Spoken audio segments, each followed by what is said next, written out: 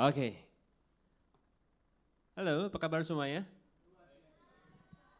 Semuanya yang luar biasa. Semuanya tangan-tangan yang luar biasa. Puji Tuhan.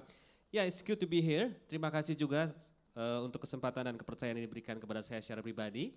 Jadi satu kehormatan juga kalau saya boleh berada di tengah-tengah saudara sekalian untuk bisa bersama-sama kita belajar firman Tuhan pada kesempatan malam hari ini. Dan saya bersyukur saya boleh hadir bersama dengan istri saya.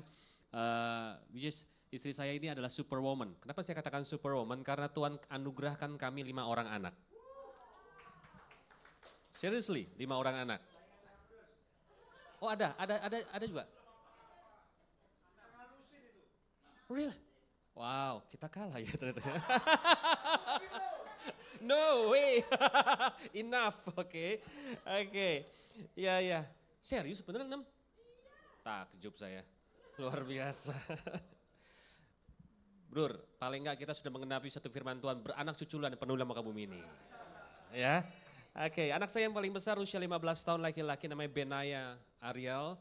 Dia pelayanan di main drum, lalu dia sangat interest sekali dengan fotografi. Dia sekarang segi belajar untuk menjadi DOP ya. Jadi dia sangat interest dengan sinematografi, dengan fotografi dan dia lagi belajar banyak hal di area itu. Lalu yang nomor 2 namanya Benino Abel, ya Benaya Ariel, Benino Abel usia 14 tahun. Yang nomor 3 Bianca Aime, ya Bianca Aime lebih suka dengan art, jadi dia suka melukis. Dia jarang bicara, tapi sekali dia bicara dia luapkan dalam lukisan, dia luapkan dalam karikatur, dalam komik-komik yang dia buat, dan dia luapkan dalam puisi-puisi yang dia buat. Anaknya sangat nyeni banget, usianya 12 tahun. Lalu yang keempat namanya Baby Akiko. Kenapa kami namakan Baby Akiko? Karena kami berpikir dan berharap itu yang terakhir. Ya, namanya Baby Akiko. Yang nomor 4 ini sangat interest sekali dengan dance ya, dengan seni tari dan dia belajar balet. Dia sangat tertarik sekali dengan balet, dia mulai belajar balet sejak usia 3 tahun. Lalu yang paling kecil dan yang pasti yang terakhir, pasti namanya Bradley Ebner ya, namanya Bradley Ebner. Jadi 5 Tuhan percayakan kepada kami yang menjadi jemaat mula-mula yang harus kami arahkan, kami bimbing, kami bawa mereka untuk boleh menemukan rancangan Tuhan dalam kehidupan mereka dan boleh mengalami Tuhan dalam setiap langkah kehidupan mereka. Oke, siap menerima firman Tuhan? Siap? Saya sejak beberapa bulan terakhir ini ada banyak keliling dan banyak ketemu dengan orang dan ada banyak juga orang yang datang kepada saya dan mereka curhat sama saya. Dari setiap curhat yang mereka ceritakan kepada saya inti-inti satu hal, kok ya capek ya hidup itu ternyata. Ada yang pernah capek nggak? Bukan capek badan ya, bukan capek badan mah tinggal dipijitin mah gampang, ya kan? Tapi ini capek hidup gitu loh. Ada beberapa orang yang datang, kok jadi suami itu capek ya? Loh ini bahaya ini, jadi suami capek. Jadi istri juga begitu, kok jadi istri itu capek ya? Jadi mantu tuh capek ya? Udah lakukan yang terbaik, sudah memberi yang terbaik untuk suami, untuk mertua tetap aja salah. Capek lu kok. Ada yang jadi pengusaha juga capek loh ternyata. Dengan menghadapi situasi yang tidak semakin menentu di akhir zaman ini. Mereka intinya mengalami keletihan dan capek. Beberapa waktu yang lalu sempat telepon ke saya. Saya nggak kenal orang ini, berasal dari kota pulau lain. Lalu dia telepon dan dia mulai menceritakan masalahnya dan inti-intinya dia berkata capek. Ya, capek dan bahkan sempat terlintas dalam pikirannya sebelum telepon saya, beliau mau sempat mengakhiri hidupnya. Wow, this is scary ya. Ya, ada banyak orang yang lagi capek. Lalu saya bertanya sama Tuhan, kenapa ya kok banyak orang capek? Jadi suami capek, jadi istri capek, jadi anak pernah capek enggak? Ya, mungkin jadi anak pernah capek, ya kan? Capek ngadepin mama yang cerewetnya luar biasa banget, ya kan ya? Jadi pengusaha capek, jadi pelajar capek. Kenapa kok capek gitu loh? Nah, saya coba mau bawa kita bersama-sama melihat dari satu ayat. Saya ambil satu ayat ini dan kita akan belajar bersama-sama. Dan dari satu ayat ini kita akan lihat ada sisi lain yang akan kita pelajari, bahwa sesuai dengan judul khotbahnya adalah dasar kehidupan. Ya, kenapa kita capek? Karena dasarnya belum tepat. Kenapa kita capek? Karena dasarnya belum kuat, itu masalahnya. Nah coba kita lihat bersama-sama Roma pasal yang ke-11 ayat yang ke-36. Roma pasal yang ke-11 ayat yang ke-36, Ini ayat yang tidak asing buat kita semua, saudara. Roma pasal yang ke-11 ayat yang ke-36, firman Tuhan berkata seperti ini. Sebab, apa? Segala sesuatu adalah dari Dia dan oleh Dia dan kepada Dia. Bagi Dialah kemuliaan sampai selama-lamanya. Saya ulangi ya. Sebab segala sesuatu, katakan saya, segala sesuatu. Dari siapa? Dari Dia, dari Tuhan. Deal? Setuju? Ya. Kita sepakat ya bahwa segala sesuatu adalah dari Tuhan. Oke, saya mau bertanya kepada yang sudah menjadi suami. Angkat tangan nih yang sudah jadi suami. Percayakah para suami bahwa istrimu dari Tuhan? Amin. Para istri, percayakah bahwa suamimu juga dari Tuhan? Amin. Puji Tuhan. Ada yang usaha di sini mungkin? Atau ada yang kerja di sini? Percayakah bahwa pekerjaanmu, usahamu itu dari Tuhan? Amin. Ya kan? Berarti kesimpulannya sederhana aja. Bahwa ketika kita sepakat apapun yang ada dalam hidup kita dari Tuhan, berarti gini, berarti segala sesuatu adalah spiritual. Ketika kita menjadi suami, itu tugas spiritual. Kenapa? Karena kesempatan untuk menjadi seorang suami itu dari Tuhan. Ketika kita menjadi seorang istri, itu spiritual, itu tugas yang spiritual, itu status yang spiritual. Kenapa? Karena bisa menjadi seorang istri sebuah kehormatan. Itu tugas yang spiritual, itu Tuhan yang berikan kesempatan kepada kita. Menjadi pengusaha, bisa bekerja, itu spiritual. Kita berpikir begini, kegiatan yang spiritual, pekerjaan-pekerjaan spiritual yang kita lakukan pada waktu kita ada di atas mimbar ini loh. Pada waktu kita di gereja, pada waktu kita pelayanan, waktu lagi melakukan ministry kita gitu. No, bukan itu. Bukan itu yang dimaksudkan. Tapi kita sepakat di sini, terambil di Roma pasal yang ke-11 ayat yang ke-36, segala sesuatu. Segala sesuatu, artinya segala sesuatu dalam hidup kita itulah spiritual. Apapun yang kita kerjakan itu spiritual. Nah makanya begini, makanya ada banyak orang, kenapa ada banyak orang capek? Sederhana aja jawabannya, karena dia memulainya dan melakukannya tidak dengan spirit. It's very simple. Itu jawabannya. Dia memulainya, dia menjalaninya bukan dengan spiritual, bukan dengan spirit daripada Tuhan, bukan melibatkan Tuhan, tapi dengan kekuatannya sendiri, dengan kapasitasnya sendiri, dengan kemampuannya sendiri. Itu masalahnya. Sampai akhirnya ada satu titik dalam kehidupan mereka, mereka merasa capek. Ini masalah. Ya kan? Ada hal yang kita lupakan bahwa segala sesuatu dari Tuhan. Arti segala sesuatu yang harus kita kerjakan, kita harus melibatkan Tuhan. Karena segala sesuatu, karena everything is spiritual. Setuju? Amin? Ya. Nah, saya akan bawa lebih dalam lagi. Ternyata Tuhan sudah memberikan pola yang sangat jelas sekali tentang apa yang saya bicarakan tadi. Coba kita lihat bersama-sama Kejadian pasal yang pertama ayat yang ke-28. Saya ambil dari Kejadian pasal yang pertama ayat yang ke-28. Karena apa? Karena di Kejadian pertama ayat yang ke-28 ini adalah tugas pertama kali yang Tuhan percayakan kepada manusia. Ya, tugas pertama kali yang Tuhan berikan dan percayakan kepada manusia. Ketika Tuhan memberikan tugas ini pertama kali, artinya apa? Tugas ini penting. Betul? Ya kan? Ketika Tuhan memberikan tugas ini pertama kali, artinya apa? Ini prioritas. Tuhan rindu, Tuhan mau supaya manusia hebat di tugas ini. Sukses dulu di tugas ini. Ketika tugas ini sukses, maka tugas ini akan menjadi dasar kehidupan kita. Apapun nantinya yang akan kita kerjakan pasti juga akan sukses dengan sendirinya. Pada waktu kita tahu dan kita hebat di area ini, saudara. Dari satu ayat ini saya bawa saudara ada dua tugas pertama kali yang dipercayakan oleh Tuhan kepada manusia. Saya akan bacakan. Allah memberkati mereka, lalu Allah berfirman kepada mereka, beranak cuculah dan bertambah banyak, ya. Penuhilah bumi dan taklukkanlah itu. Berkuasalah atas ikan-ikan di laut dan burung-burung di udara dan atas segala binatang yang merayap di bumi. Dari satu ayat ini kita bisa melihat ada tugas utama, tugas pertama kali yang Tuhan percayakan kepada manusia. Saya tekankan sekali lagi, kenapa diberikan pertama kali? Karena itu prioritas.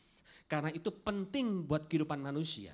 Tuhan berharap tugas ini kita hebat di area itu, dan ketika kita hebat itu akan menjadi dasar kehidupan kita, dan pada waktu dasar kehidupan kita oke, dasar kehidupan kita kuat, maka apapun yang kita kerjakan, status apapun yang ada dalam hidup kita, sebagai suami, sebagai istri, sebagai anak, sebagai pegawai, sebagai pengusaha, apapun, pasti dibuat berhasil. Amin. Coba kita lihat bersama-sama. Yang pertama, Allah memberkati mereka, lalu Allah berfirman kepada mereka, beranak cuculah dan bertambah banyak. Beranak cuculah dan bertambah banyak. Apa sih tugas pertama kali yang Tuhan percayakan kepada manusia, di mana Tuhan berharap manusia lakukan hal itu dan hebat di area itu? Yang pertama, Tuhan berharap kita maksimal dalam hubungan. Katakan saya, hubungan. Tuhan berharap kita maksimal, Tuhan memberikan tugas supaya kita hebat, kita mempelajari arti sebuah hubungan, saudara. Kenapa saya katakan Tuhan mau supaya kita maksimal dalam hubungan?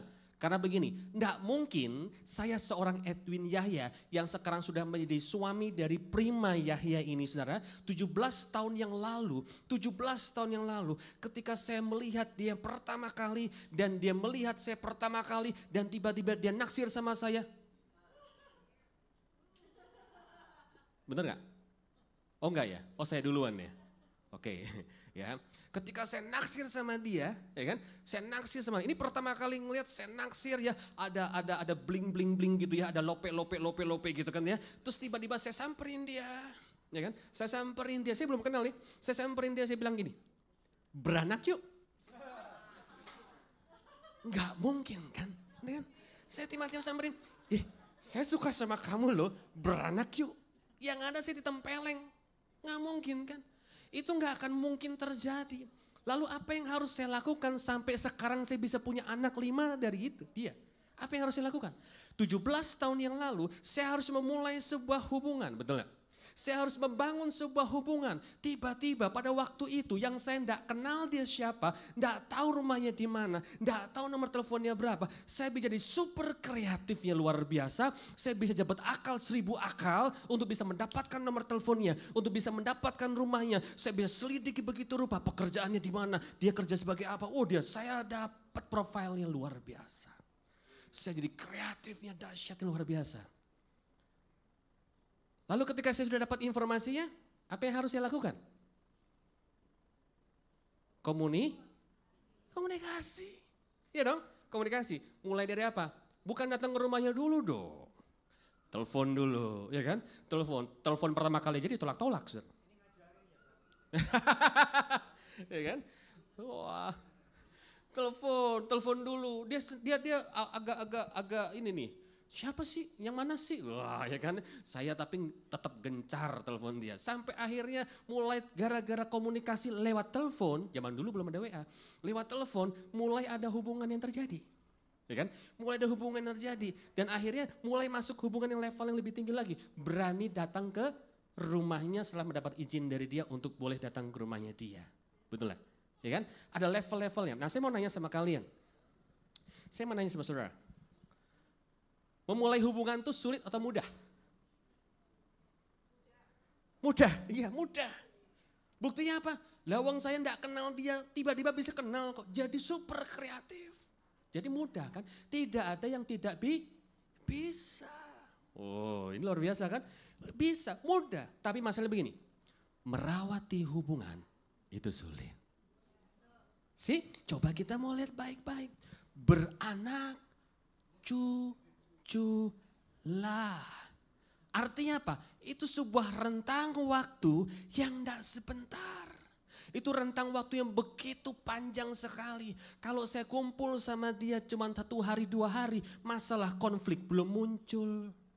Tangkap pesannya? Tapi semakin lama berkumpulnya, semakin konflik kelihatan. Tahu maksudnya? Ya kan? Semakin lama kumpulnya, semakin kelihatan kekurangannya. Betul nggak? Kalau masih awal-awal mah masih jaim gitu kan, nggak kelihatan. Tapi Tuhan mau kita nggak cuma hebat membangun hubungan, tapi juga harus lebih hebat lagi merawat hubungan. Amin saudara. Karena bicara beranak cucu merupakan sebuah rentang waktu yang begitu panjang sekali. Tuhan mau dalam hubungan, sebuah perjalanan hubungan yang kita bangun dan kita rawat itu benar-benar bisa maksimal dan nama Tuhan dipermuliakan dalam hubungan itu. Betapa Tuhan itu cinta sekali dengan hubungan. Makanya tahu gak sih tujuan utama dari iblis membuat Adam dan Hawa berdosa itu sebetulnya bukan dosanya. Saya ulangi ya. Tujuan utama iblis membuat Adam dan Hawa berdosa, yang dikejar sama iblis, itu bukan supaya Adam dan Hawa berdosa, enggak. Tapi supaya Adam dan Hawa, supaya manusia hidup di bawah dampak dosa. Itu tujuannya.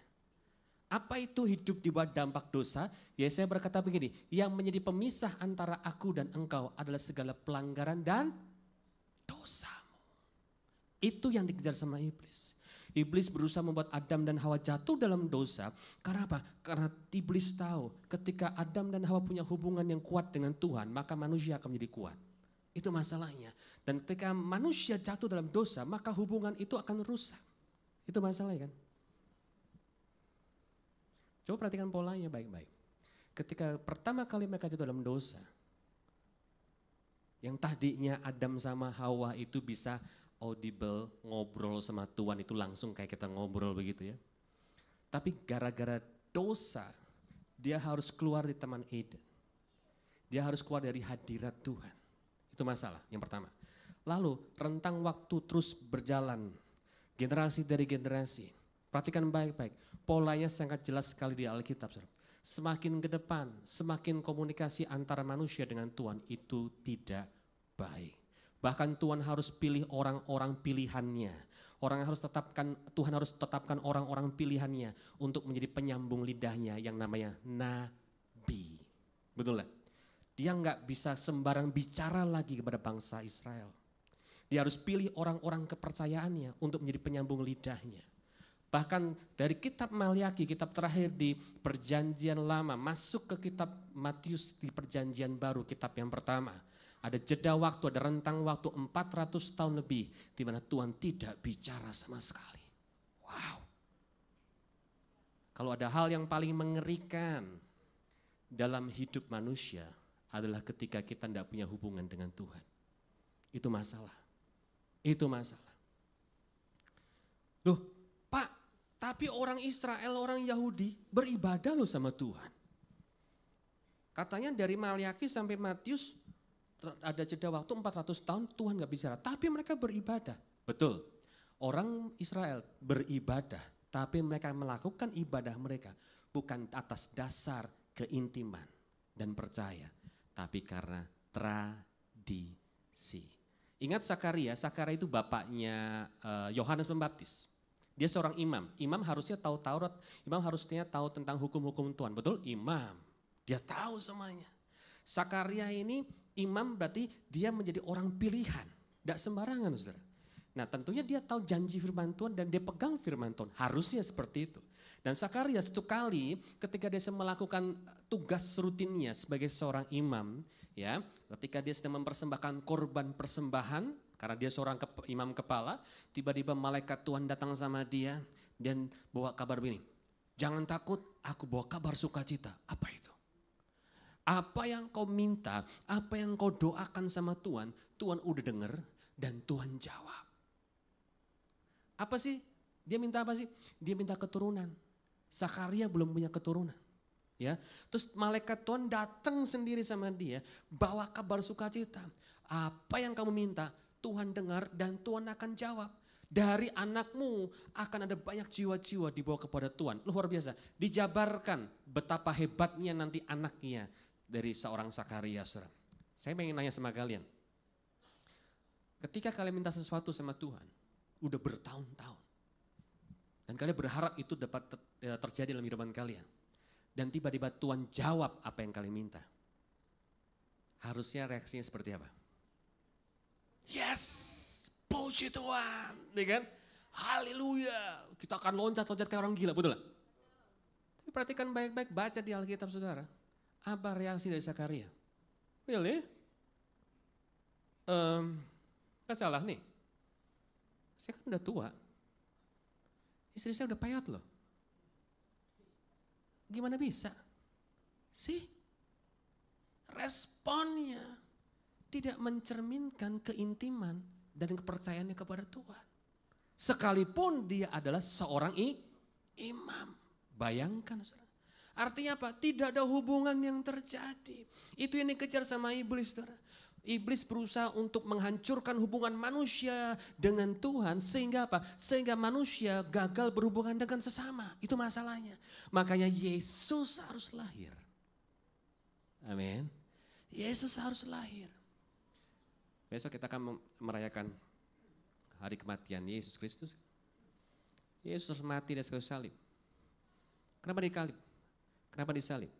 Salib ada horizontal, ada vertikal. Ketika dia digantungkan di atas salib, darahnya membasuh kayu yang horizontal dan kayu yang vertikal. Artinya apa? Ketika dia digantungkan di atas kayu salib, dia akan mendamaikan hubungan kita yang rusak dengan Bapa di surga dan hubungan kita yang rusak dengan sesama. Amin. Betapa Tuhan mencintai hubungan. Makanya sampai dia harus kirim anak yang tunggal. Demi apa? Supaya saudara dipulihkan hubungan kita dengan Tuhan. Dan dampaknya, aplikasinya seharusnya ketika kita punya hubungan yang sudah dipulihkan oleh Tuhan. Makanya kita harus pulih dengan sesama. Amin, saudara? Ya. Nah itu, karena Tuhan kita Tuhan yang suka dengan hubungan. Amin.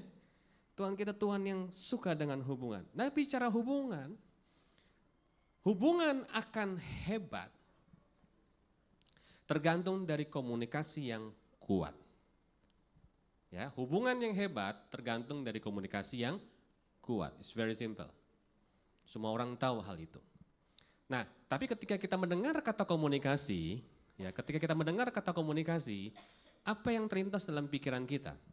Kita berpikir komunikasi adalah bicara. Saat ini saya mengomunikasikan sesuatu kepada saudara, betul? Saya sedang berbicara kepada saudara. Tapi coba tolong bayangkan kalau saya bicara di atas mimbar ini dan tidak ada saudara. Apa yang terjadi? Saya kayak orang kurang setengah on. Timbangan kalau kurang setengah on miring tuh. Iya dong, ketika saya cuma bicara kepada kursi-kursi yang kosong ini, kan saya orang gila gitu. Berarti saya tidak berkomunikasi, saya cuma bicara. Nah, yang namanya komunikasi itu adalah berani bicara, siap mendengar. Itu dia, ya kan? Berani bicara, siap mendengar. Nah, sebuah hubungan itu akan semakin hebat, semakin intim, sangat tergantung bagaimana kita bisa pandai berkomunikasi. Pertanyaannya bagaimana kita berkomunikasi dengan sesama kita? Bagaimana kita berkomunikasi dengan suami kita? Bagaimana kita berkomunikasi dengan istri kita? Bagaimana kita berkomunikasi dengan anak-anak kita? Bagaimana kita berkomunikasi dengan orang tua kita? Ini yang dihancurin sama iblis. Komunikasinya dihancurin. Supaya apa? Sampai tidak ada hubungan yang kuat terjadi antara sesama. Sementara Tuhan sangat suka sekali dengan komunikasi. Betul? Tuhan suka dengan komunikasi. Karena Tuhan suka dengan hubungan. Saya akan kasih contoh sama saudara betapa Tuhan tuh suka sekali dengan hubungan. Coba kita lihat Matius pasal yang ke-5. Matius pasal yang ke-5 ayat yang ke-23. Matius pasal yang ke-5 ayat yang ke-23 dan 24. Sebab itu, jika engkau mempersembahkan persembahanmu di atas mezbah, dan engkau teringat akan sesuatu yang ada dalam hati saudaramu terhadap engkau. Jadi pada waktu kita sedang mempersembahkan sesuatu di atas mezbah, ini bicara tentang doa, bicara pelayanan, bicara ibadah kita, ya kan? Tiba-tiba teringat akan sesuatu yang ada dalam hati saudaramu terhadap engkau. Tiba-tiba kita ingat, masih ada ganjelan tuh sama si A, sama si B, sama si C. Lalu Tuhan berkata apa? Tinggalkanlah persembahanmu di depan mezbah itu, terus ngapain? Pergilah berdamai dahulu dengan saudaramu, lalu kembali untuk mempersembahkan persembahanmu itu.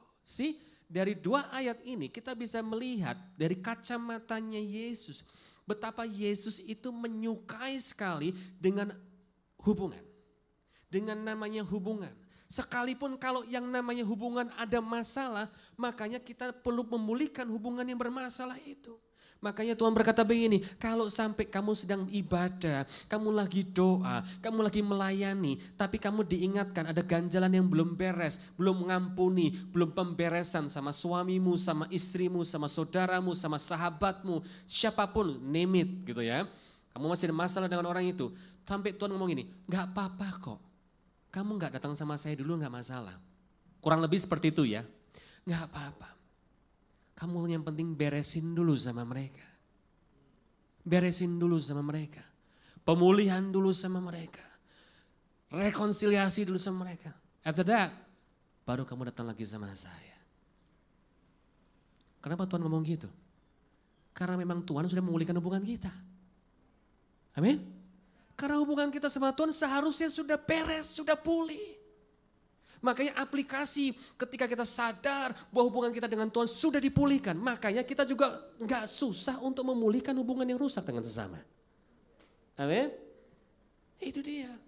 Kenapa ada banyak orang sulit menerima orang yang bersalah? Saya bisa garanti berarti orang ini gak punya hubungan yang kuat dengan Tuhan. Karena dia gak punya keyakinan kalau Tuhan sudah menerima dia apa adanya. Kenapa ada orang yang sulit bisa mengampuni orang yang bersalah? Sederhana aja. Karena dia gak punya hubungan yang kuat dengan Tuhan sehingga dia juga gak yakin kalau dia sudah diampuni penuh oleh Tuhan. Itu masalah. Nah kita harus tahu, Tuhan pun sampai ngomong gitu, gak apa-apa, kamu tinggalin saya untuk sementara dulu, gak masalah. Yang penting kamu beresin dulu hubungan dengan sama itu. Dengan rekan kamu, dengan suami kamu, dengan istri kamu, dengan anak kamu. Kenapa Tuhan ngomong begitu? Karena aku sudah membereskan hubunganku yang buruk dengan engkau. Amin. Dia sudah bereskan di atas salib, saudara. Buat saudara dan saya. Amin. Makanya begitu Tuhan menyukai dengan hubungan, saudara. The problem is, memulai sebuah hubungan mudah. Tapi merawati hubungan itu sulit. Betul? Makanya Tuhan bilang, beranak cuculah. Artinya apa? Kita menghadapi sebuah perjalanan rentang waktu yang begitu panjang sekali. Which is semakin panjang ketemunya, waktunya, semakin masalahnya muncul. Ini masalah, saudara. Ya kan? Anak saya 5. Jadi saya harus terus belajar untuk mempelajari musim dalam kehidupan mereka. Saya harus bisa mengkomunikasikan apa yang hendak saya komunikasikan kepada anak saya. Dan saya juga harus siap untuk mendengar, ya kan, apa yang jadi kerinduan dari anak-anak kami. Anaknya yang paling besar tiba-tiba ngomong sama saya datang begini, tahun lalu, Pak, boleh nggak punya motor? Kenapa kau pengen punya motor? Ben suka motor. Sejak kapan kamu suka motor? Dia sering lihat di YouTube, lalu dia bilang gini, kalau Ben maunya bukan motor-motor yang biasa. Yang seperti apa? Saya berpikir, saya udah takut. Saya berpikir, motor balap gitu kan. Ternyata dia gak suka motor balap. Dia gak suka motor balap, dia gak suka motor skutik gitu ya, skuter gak suka. Tapi dia suka motor apa? Klasik, agak ayam saya. Kalau motor klasik kan berarti gak kenceng naiknya gitu. Ya kan? Agak tenang gitu saja. Motor klasik, hei kamu suka motor klasik? Dari mana? Gak tahu, pokoknya Ben suka banget katanya. Masalahnya begini, motor klasik harga enggak murah. Betul enggak? Motor klasik harga enggak murah. Tapi pertama kali ketika saya tahu anak saya cerita sama saya, dia pengen punya motor klasik. Saya sebagai papa, saya pikir ini merupakan kesempatan yang terbaik untuk membangun hubungan dengan dia lebih baik lagi. Saya langsung googling, saya cari motor-motor klasik, saya googling di Triumph, saya googling di Royal Enfield, saya cari semua motor-motor klasik, model-modelnya saya kumpulin, saya download semuanya, saya discuss sama anak saya yang model gimana yang kamu mau, yang modelnya seperti apa, ada Cafe Racer, ada Jeb Style, ada Brad, macam-macam. Tadi saya nggak tahu kan, jadi tahu akhirnya, saya pelajari semuanya. Terus saya kasih opsi sama dia, kalau kita belum mampu bisa beli yang langsung jadi motor klasiknya, gimana kalau kita custom? Good idea katanya. Kita custom, kita bangun dari awal. Kita beli mesin yang baru, tapi modelnya kita bangun model yang kuno. Wah, kan keren tuh. Wah, kita bangun. Akhirnya kita bangun perlahan-lahan, saudara. Bangun sampai itu motor jadi. Motornya ada. Motornya yang tadi yang gak ada, sekarang ada. Oh, ada tuh. Ya kan? 225 cc, ya kan? Mesinnya Yamaha, wah modelnya Jet style gitu kan, keren banget. Masalahnya ketika motor udah jadi kan gak cuma diliatin. Ya kan? Tuh Ben udah jadi motornya, pajang aja ya. Enggak kan? Pasti anak saya pengen naik, betul gak? Pasti anak saya pengen naik. Sementara anak saya masih 15 tahun. Belum punya SIM. Saya bilang sama dia, kalau sampai motor ini ada, kita bikin perjanjian dulu. Kamu boleh naik tapi tidak keluar dari komplek. Cuman muter-muter paling manasin aja. Oke? Deal? Deal. Kalau kamu bisa pegang itu, baru Papa kasih kuncinya. Deal. Tapi masalah begini. Pak, masa cuman muter-muter di komplek aja? Kan? Motornya udah keren kan, cuman muter-muter di komplek aja. Terus dia bilang gini, sekali-sekali ikut touring dong. Touring gitu ya. Riding, touring gitu kan ya. Terus kalau touring itu bukan 5 kilo, 10 kilo. Minimal 20 kilo, 30 kilo saudara. Naik motor. Akhirnya apa? Karena dia belum punya SIM, mau ndak mau saya harus boncengin dia touring. Ya kan? Saya harus boncengin touring. Saya ikutin maunya dia. Saya touring ke Ciwidey gitu saudara. Saya touring ke Soreang jauh gitu ya. Wah, saya naik motor itu puluhan tahun yang lalu terakhir ketika saya SMA. Ya kan? Wah saya jabanin naik motor touring, wah pulang-pulang. Tahu nggak orang Jawa bilang, boyo eloro kabeh. Sakit semua. Pulang-pulang istri saya yang stres, kenapa? Dia harus pijetin sama kerokin saya. Ya kan? Kenapa saya lakukan hal itu sih? Kenapa saya bela-belain seperti itu? Sederhana aja. Karena itulah bahasa komunikasi membangun hubungan dengan anak saya. Anak saya nomor 5, gak tahu kenapa. Dia suka sekali dengan Mr. Bean. Sementara saya gak suka sekali dengan kekonyolannya Mr. Bean.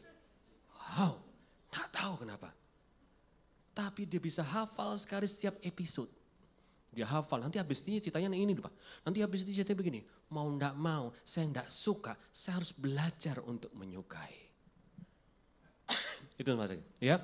Sampai bosen-bosen saya sering. Tapi karena dia suka. Wow dia suka sekali nonton apa? Oggy and the Cockroach. Aduh saya pikir ini film kartun ini benar-benar gak mendidik. Tapi dia suka, ya sudah. Saya harus temenin dia nonton Oggy and the Cockroach. Habis itu saya kasih penerangan. Itu gak boleh begitu ya, itu namanya iseng.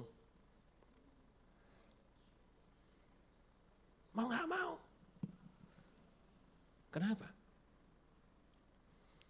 Karena hubungan penting. Amin. Dan hubungan tidak terjadi dengan begitu saja. Tapi hubungan terjadi karena sebuah upaya. Upaya komunikasi yang perlu kita bangun juga. Dan komunikasi gak cuma bicara. Tapi komunikasi juga harus berusaha mendengar dan siap mendengar. Ada suami istri datang sama saya gak bisa ngerti cara berpikir istri saya. Sederhana aja. Karena kamu gak berusaha untuk mempelajari apa yang menjadi mau dari istri kamu. Itu aja kan. Kenapa ada pasangan suami istri memutuskan untuk pisah? Sederhana aja. Karena mereka masing-masing merasa harus bicara. Nah itu masalahnya. Ya kan? Makanya komunikasi itu adalah dasar daripada sebuah hubungan yang kuat. Ketika komunikasi kuat, hubungan akan hebat. Dan komunikasi, bicara, berani bicara dan siap untuk mendengar. Amin? Amin? Nah, jadi pandailah dalam komunikasi. Amin? Hebatlah dalam komunikasi. Tapi itu lebih daripada itu. Komunikasi dengan Tuhan menjadi dasar dari segala-galanya. Amin. Jadi bayangkan. Yesus sampai harus disalib. Demi apa? Komunikasi dan hubungan yang rusak itu terbangun kembali. Berarti kita bisa melihat betapa penting dan betapa berartinya arti sebuah hubungan dan komunikasi di mata Tuhan. Buat kita semua. Makanya tugas yang pertama kali, bukan jadilah sukses dulu. Bukanlah hebatlah dulu, enggak. Tapi maksimallah dalam hubungan. Amin. Kenapa? Karena hubungan adalah dasar dari segala sesuatu.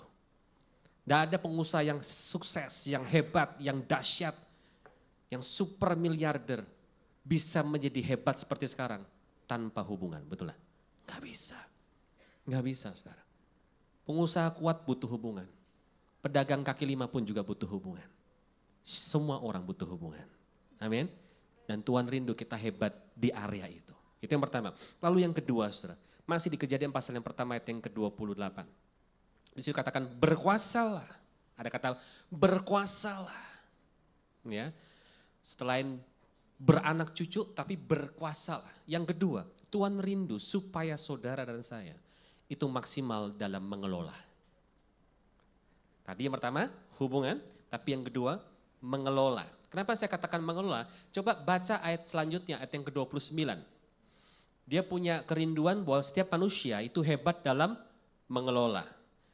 Kejadian pasal yang pertama ayat yang ke-29, coba kita lihat bersama-sama. Berfirmanlah Allah, lihatlah aku memberikan kepadamu segala apa? Tumbuh-tumbuhan yang berbiji di seluruh bumi dan segala pohon-pohonan yang buahnya apa? Berbiji. Perhatikan baik-baik. Boleh jujur enggak? Sometimes kalau saya baca ayat ini agak sedikit sedih, make me agak sedih gitu loh. Kenapa? Itu bagian terakhir itu loh. Itulah akan apa? Berarti Tuhan mau kita tuh cai.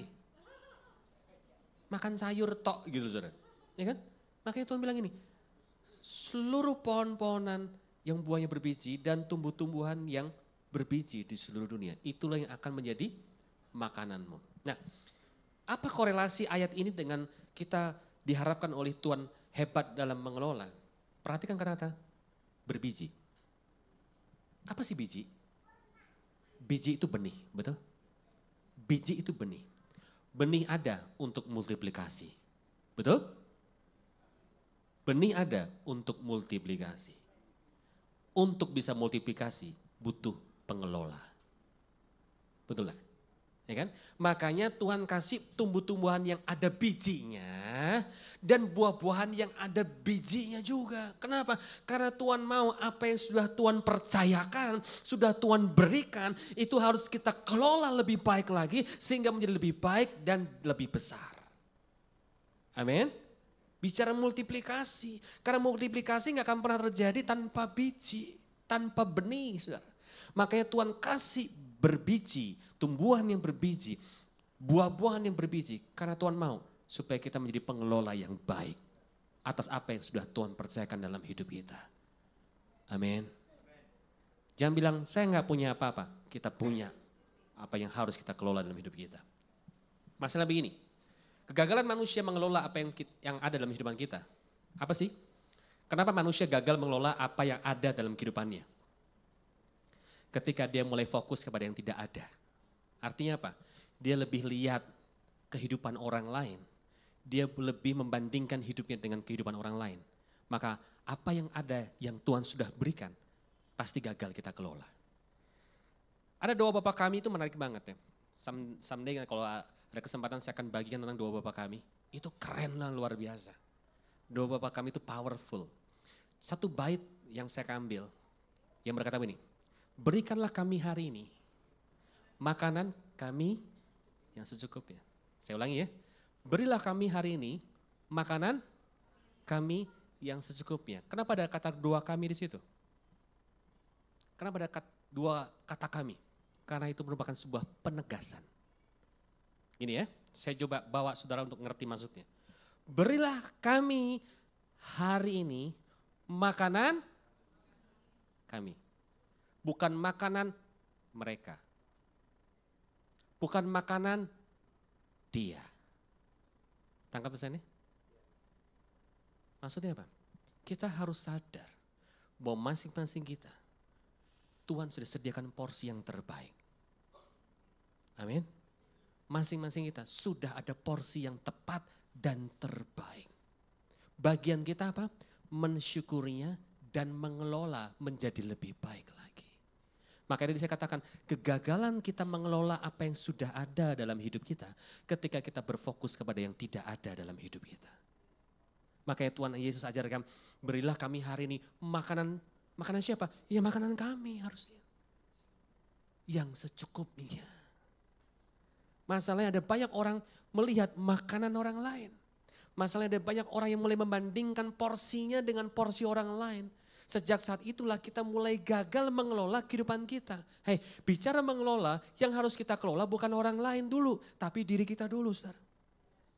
Diri kita dulu. Banyak datang anak muda yang datang sama saya, aduh kok tolong doain, kenapa? Stres gua, kenapa? Dikejar-kejar sama debt collector pagi, siang, malam. Lu kenapa kok bisa? Kartu kreditnya udah jadi tipis. Gesek sana, gesek sini, gesek sana, gesek sini. Kenapa sih? Sederhana aja. Karena mulai membandingkan hidupnya dengan kehidupan orang lain. Akhirnya kegagalan mengelola terjadi dalam kehidupannya. Yang harusnya enggak terjadi, enggak perlu terjadi. Itu masalah kan? Ini masalah. Nih kan? Siapa yang punya hobi di sini? Wih luar biasa loh, punya hobi. Yang lainnya enggak punya hobi. Wah kudus-kudus semua ya. Cuman datang sama Tuhan gitu. Enggak. Punya hobi toh? Ya. Istri saya ini dulu hobinya kumpulin tas. Dulu, tapi trust me, dia udah bertobat sekarang. Puji Tuhan, terima kasih Roh Kudus sama dia. Dia udah bertobat sekarang. Dulu waktu kami pindah ke Makassar, dari Semarang ke Makassar, saya harus cari tempat khusus untuk boleh dan bisa menampung koleksi tasnya dia. Saya cari kulkas, lemari es. Jadi untuk tasnya dia aja nggak cukup koper, itu dus kulkas. Saudara. Harus dikirim duluan dari orangnya. Ya kan? Kami di Makassar 1 tahun, cuman 1 tahun. Setelah dari Makassar pindah ke Bandung kan, habis pindah ke Bandung saya pusing 7 keliling. Kenapa? Karena harus ngurusin lagi, itu dus kulkas harus dicari. Dan masalahnya begini, dus kulkasnya nggak cukup 1, sekarang 2. Cuman setahun beranak 1 lagi, saudara. Beranak cucu. Iya kan, benar-benar alkitabiah banget dia tuh. Iya kan, beranak cucu. Hobi banget gitu loh, hobi. Tapi masalahnya begini, kadang-kadang ketika kita gagal mengendalikan apa yang harusnya perlu kita kendalikan, itu jadi masalah besar dalam hidup kita. Ya kan, makanya Yesus tidak salah, berilah kami hari ini makanan kami yang secukupnya. Habis beli tas biasanya kan ikut pelayanan saya beli tas. Pelayanan satu kota lagi diundang satu kota lain ya kan. Berarti kan mallnya lain. Gitu. Beda bentuk, beda mall. Terus lagi mau diajak makan, istri saya hilang loh. Kemana istri saya? Ini orang Jawa bilang nyantel. Ya. Udah ada di toko tas gitu. Dia liatin satu-satu. Saya bilang minggu lalu kan habis beli tas. Enggak tapi yang ini beda loh. Wow dia bilang gitu ya, beda. Apa bedanya? Birunya ternyata lebih cocok yang ini daripada yang kemarin. Masa sih sama nih namanya biru ya biru aja kan gitu kan. Tapi ini beda. Terus modelnya, padahal modelnya juga gak terlalu beda. Ya mirip juga. Enggak tapi ini lebih serak, aku lebih serak yang ini loh. Dan terus minggu lalu kan belum dipakai saya bilang. Enggak harus ini loh katanya. Ya kan? Ada aja excuse, ada aja alasan yang dibuat gitu saudara. Ya kan? Tapi saya lah, itu dulu. Ya kan? Sampai akhirnya dia bilang gini, kamu gak malu saya? Masa ntar istri hamba Tuhan tasnya gak matching sama pakaiannya. Kan malu, ya malu siapa? Ya malu kamu loh. Masa istri hamba Tuhan gak matching pakai tasnya, kan malu-maluin kan. Ada aja gitu. Sekarang udah tobat tapi. Ya. Saya bilang sama dia, Mam, tas kamu tuh kan banyak ya. Kalau sampai kita kehabisan kerupuk, goreng aja tuh tas kamu ya. Jadi kerupuk gendar, orang Jawa ada kerupuk gendar kan, jadi kerupuk kulit itu. Yang perlu kita kendalikan bukan orang lain, amin. Diri kita sendiri. Saya dulu beratnya 86 kilo. Pakai celana 36. Sekarang beratnya 72, pakai celana 32. Ibu-ibu pasti penasaran, ya apa caranya Pak? Bukan masalah caranya. Tapi karena saya tahu, saya sadar, saya tidak semakin muda. Dan saya perlu mengelola dan mengendalikan hidup saya. Itu masalahnya. Saya dulu waktu umur 25 tahun kalau makan sate kambing bisa 20 tusuk sekali makan. Sekarang 45 tahun coba makan 20 tusuk habis itu masuk ICU. Oh serius? Gak bisa, gak bisa. Tantangan saya ini sama istri saya kan apa? Keliling kan pelayanan dari kota A, pulau mana. Keliling, wah, mereka kalau undang kita, mereka berusaha untuk men-treat kita begitu luar biasa sekali, dijamu. Satu kali kami pergi ke Papua. Saya pikir, Papua kayak apa? Karena saya belum pernah ke Papua, saya gak bisa kebayangin. Duh makannya gimana ya di Papua? Saudara tahu enggak? 7 hari di Papua, 7 hari enggak sempat lapar. Itu diajak makan terus saudara. Wah begitu datang saudara, dijamu makan. Bapak pendeta tunggu sebentar ya, bersabar. Kenapa? Kita lagi bakar ikan rica katanya. Bakar ikan.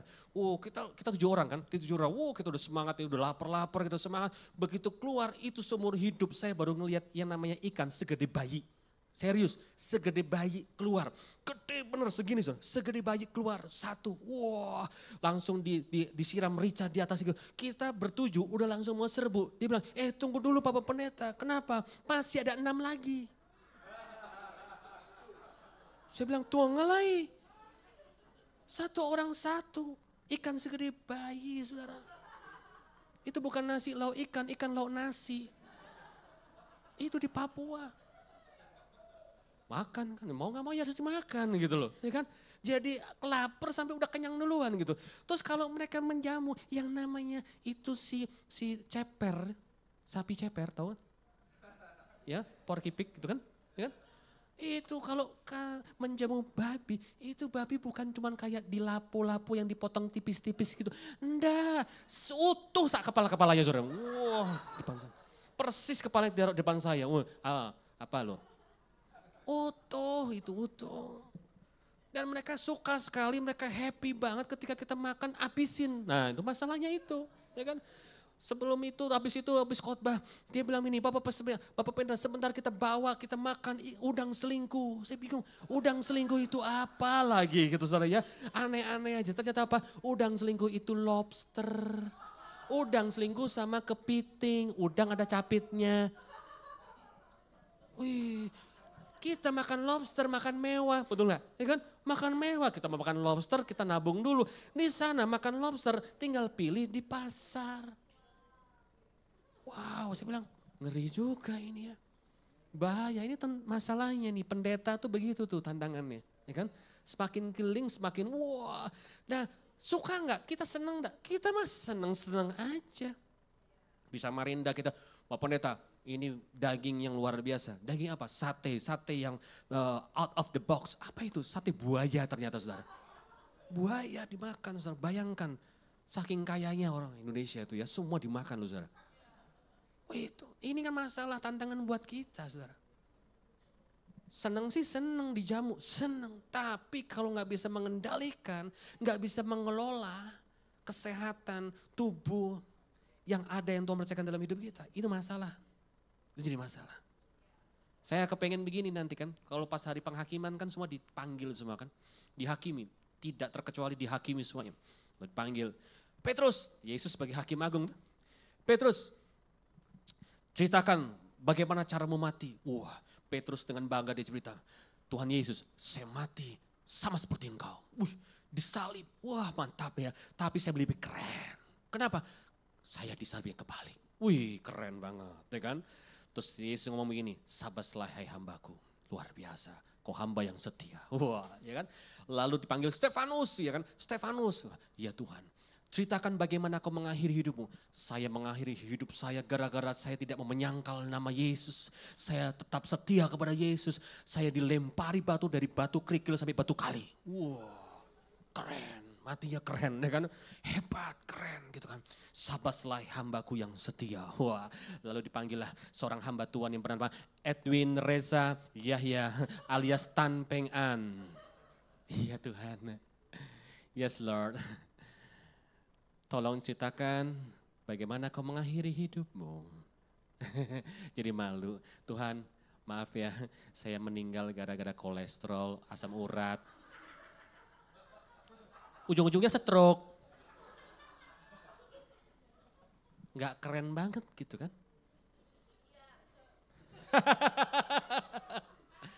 Kenapa sih? Gara-gara nggak bisa mengelola apa yang sudah Tuhan percayakan dalam hidup kita. Simple, saudara.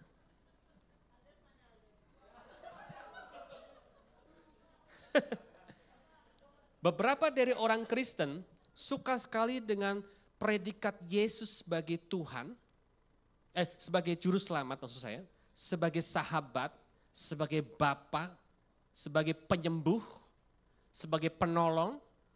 Semua predikat-predikat yang disukai oleh orang Kristen itu adalah intinya begini, Tuhan memberikan sesuatu kepada kita, betul?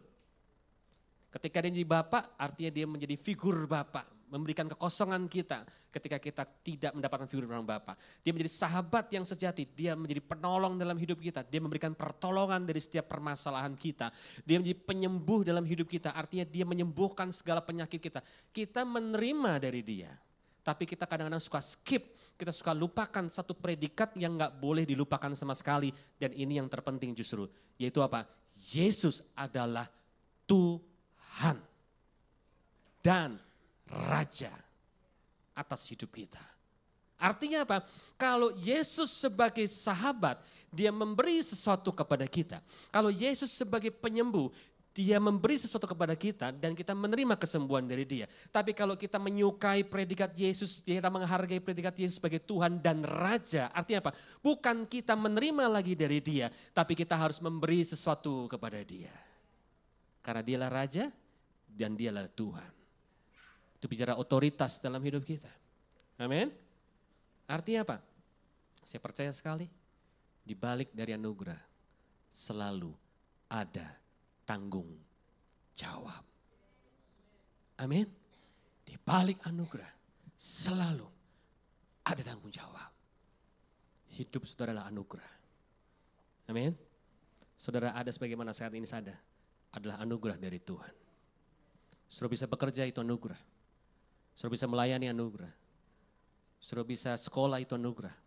Dan di balik dari semuanya itu selalu ada tanggung jawab. Amin. Dua hal ini harus jadi dasar dalam kehidupan kita. Ketika hubungan kita kuat, ketika kita menghargai hubungan. Karena setiap kehidupan membutuhkan hubungan. Betul? Ketika kita pandai mengelola. Kenapa? Karena kehidupan kita perlu dikelola. Segala sesuatu yang tidak dikelola pasti rusak. Dan kita tidak mau itu terjadi dalam hidup kita, betul? Saya mau nanya sama saudara, mudah gak sih? Sulit. Mudah gak sih merawat hubungan? Susah. Mudah gak sih mengelola hidup? Susah. Setuju gak? Setuju gak? Makanya banyak yang datang sama saya tadi kan, saya cerita, capek ya kok, capek ya Pak. Capek jadi suami, capek jadi istri, capek jadi pengusaha, capek jadi pelayan Tuhan bahkan yang berkata seperti itu. Susah, gak mudah merawat hubungan, gak mudah mengelola hidup, susah. Tapi perhatikan baik-baik, Yesus baik, Tuhan kita luar biasa. Kembali di ayat yang terakhir, kita baca bersama-sama Kejadian pasal yang pertama ayat yang ke-28. Saya akan tutup dengan ini saudara. Perhatikan baik-baik, bagian awalnya. Allah apa? Apa? Allah memberkati mereka. Saya mau nanya sama saudara, mana lebih dulu? Blessing-nya diberikan atau tugasnya diberikan? Blessing-nya. Amin. Sebelum Tuhan memberikan tugasnya kepada kita, Dia memodali kita dengan blessing-nya. Dia memodali kita dengan kekuatannya. Dia memodali kita dengan kapasitasnya. Kenapa? Karena dia tahu hubungan itu spiritual. Mengelola itu spiritual. Amin. Makanya dia akan memberikan kepada kita terlebih dahulu. Dia lebih prefer untuk memberikan kapasitas ilahinya ketimbang tugasnya terlebih dahulu. Amin saudara. Makanya bukan tugas yang pertama kali diberikan, jadilah hebat dalam hubungan, jadilah hebat dalam mengelola, bukan. Tapi dia terlebih dahulu memberkati mereka. Amin. So, it's very simple. Untuk kita bisa lewati semuanya itu. Untuk kita bisa lakukan semuanya itu. Kita hebat dalam hubungan, kita hebat dalam mengelola. Sangat tergantung bagaimana kita intim dengan Tuhan. Amin. Bagaimana kita kuat dengan Tuhan. Itu dasar dari segala kehidupan kita. Kita tidak akan pernah bisa hebat dalam hubungan tanpa kita kuat dengan hubungan dengan Tuhan. Amin. Maka yang diberikan pertama kali adalah blessing-nya dulu. Kapasitas ilahinya dipercayakan kepada kita. Karena Tuhan tahu manusia pasti gagal dengan kekuatannya sendiri. Makanya dia butuh urapan Tuhan. Sama yang tadi saya katakan, bahwa everything is spiritual. Segala sesuatu dalam hidup kita adalah rohani. Kenapa? Karena kita sepakat segala sesuatu dari Dia, oleh Dia, dan kepada Dia. Amin. Dan saya percaya pada waktu kita sadari pola yang sangat sederhana ini, saya percaya lagi, tidak ada lagi orang yang berkata capek ya. Tidak ada lagi orang yang berhenti di tengah jalan ketika menghadapi masalah dalam hubungannya. Tidak ada lagi orang yang sulit untuk bisa melepaskan pengampunan dan menerima lagi orang-orang yang menyakiti kehidupannya. Karena mereka punya hubungan yang kuat dengan Tuhan. Beberapa dari kita terjebak dengan how to do. Tapi masalahnya begini, bukan bagaimana cara yang terpenting. Tapi berjalan dengan siapa, itu yang lebih penting. Amin. Pada waktu kita berjalan dengan Yesus Kristus, apapun tantangannya, apapun pergumulannya, pasti kita bisa lewati bersama dengan Dia. Amin. Bukan bagaimana caranya, tapi berjalan dengan siapa, itu yang terlebih penting.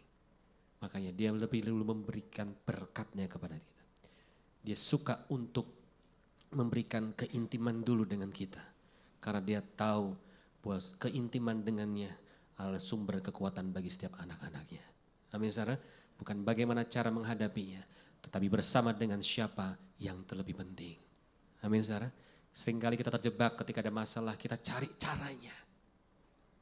Kita cari jalan keluarnya. Tapi sampai di satu titik kita berkata, capek. Tapi saya percaya sekali, pada waktu kita tahu bahwa yang terpenting adalah hubungan intim dengan Tuhan di atas segalanya. Maka tugas apapun yang harus kita kerjakan, saya percaya pasti akan dimampukan oleh Tuhan. Amin. Kita akan hebat dalam hubungan, kita akan hebat dalam mengelola kehidupan kita. Dan akhirnya nama Tuhan dipermuliakan apa yang kita kerjakan. Amin. Mari kita berdoa. Terima kasih Tuhan yang mau berhenti berbicara. Tapi yang percaya bahwa Roh Kudus tidak pernah berhenti berkarya. Lanjutkan karyamu yang terbaik Tuhan. Ketika kau sudah mati bagi setiap kami Tuhan di atas kayu salib. Untuk memulihkan hubungan yang rusak antara kami dengan Bapa di surga. Dan antara kami dengan sesama. Kami mau tangkap itu dengan benar di hadapan Tuhan. Kami mau aplikasikan itu Tuhan. Kami bersyukur akan hal itu Tuhan. Dan wujud ucapan syukur kami mau hebat dalam hubungan dengan Tuhan terlebih dahulu. Keintiman dengan Tuhan akan mendahului keintiman dengan sesama. Dan biarlah itu terjadi dalam kehidupan kami Tuhan. Kami sadar kami tidak mampu tanpa blessing daripada Tuhan. Kami tidak akan bisa, kami tidak akan diberikan kapasitas yang lebih lagi. Kami tidak akan bisa melewati semuanya itu tanpa pengurapan daripada Tuhan. Karena kami percaya Tuhan segala sesuatu adalah rohani. Dan oleh sebab itu kami harus memulainya dengan melipatkan roh dalam kehidupan kami. Kami mendahulukan Tuhan, kami melipatkan Tuhan, kami mengikut sertakan Tuhan dalam setiap apapun yang kami kerjakan. Sebagai suami, kami mendahulukan Tuhan. Sebagai istri, kami melipatkan Tuhan. Sebagai mantu, kami melipatkan Tuhan. Sebagai pengusaha, kami juga mencari Tuhan terlebih dahulu. Sama seperti firman Tuhan yang berkata, carilah dahulu kerajaan surga dan kebenarannya. Maka segala sesuatunya akan ditambah-tambahkan dalam kehidupan kami. Kami akan alami hal itu Tuhan. Kami saat ini mau mencari Tuhan lebih dari segalanya Tuhan. Karena kami tahu, kapasitas ilahi tidak akan pernah terjadi ketika kami tidak mencari Tuhan dengan lebih sungguh lagi. Kami mau Tuhan malam hari ini kami mau mengubah pola pikir kami. Bukan bagaimana cara yang terlebih penting, tapi berjalan dengan siapa itu yang lebih penting Tuhan. Terima kasih Tuhan, ucap syukur buat firman-Mu, ucap syukur buat hadirat-Mu. Ya, percaya hamba bahwa hadirat-Mu tidak berhenti sampai di sini, tapi akan terus menaungi setiap langkah kehidupan kami. Hamba berhenti berbicara, hamba terbatas, tapi hamba bersyukur memiliki Roh Kudus yang tidak terbatas, dan biarlah kuasa-Mu yang tidak terbatas itu memampukan setiap kami untuk kami boleh masuk level yang lebih tinggi lagi dalam setiap kehidupan kami. Di dalam nama Yesus Kristus, Supaya mengucap syukur kepada Tuhan dan mau menjadi pelaku firman Tuhan katakan. Amin.